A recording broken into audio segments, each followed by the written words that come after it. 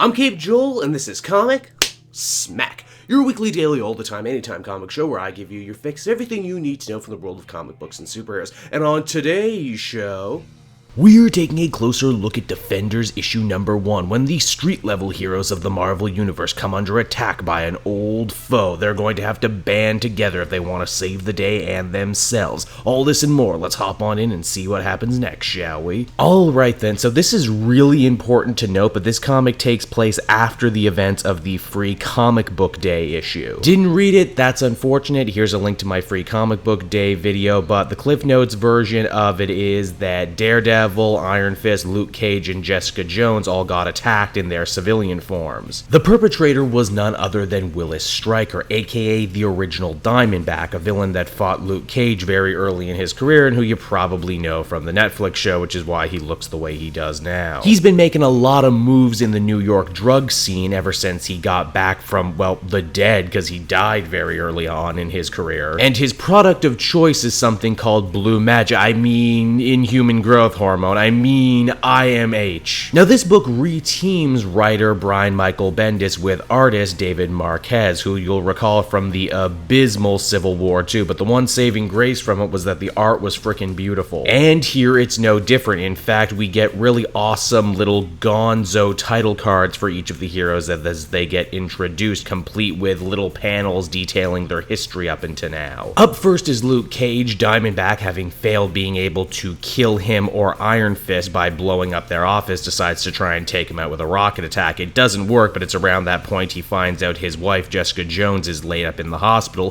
Diamondback having shot her in the Free Comic Book Day issue. Word of this attack has gotten all around. Not only has Luke's best friend Danny showed up at the hospital, but so has Daredevil Matt Murdock. Keep in mind, because of what's going on in the Daredevil book, they don't know he's Matt Murdock. When Jess tells everyone that it was Willis Stryker, Luke thinks that's insane. He watched Diamondback die, but then he remembers that this is comic books and that his phone is probably filled with at least 5 people who have come back from the dead. Iron Fist says that maybe they should look to the Avengers for help, but Daredevil shoots it down, saying that they're way too tied up in their own issues right now to care what happens to the little guy on the street, and if they're going to do this, they're going to have to defend themselves. I see what you did there. Now, while the Defenders decide to hit the street and look for information on Diamondback's whereabouts, Willis is already brokering deals with the current kingpin of crime, Black Cat. He says that his drug operation is growing by leaps and bounds every day, and it's only a matter of time before he shores up New York and eventually the whole country, and that Felicia can totally come work and be one of his underlings. Cat, of course, tells Diamondback to go screw himself. She's doing just fine operating in the city as is, but she does opt to keep him talking just long enough so Luke Cage can find them. You see, while Iron Fist, Daredevil, and Jessica Jones enjoy a nice drink after beating up a bar full of bad guys, Luke actually finds the also important information and goes running on in without backup, just like Diamondback knew he would. And it's right around here Bendis opts to answer probably one of the most sought after questions when it comes to fighting Luke Cage. How can a guy with no powers like Diamondback ever hope to beat a dude with unbreakable skin?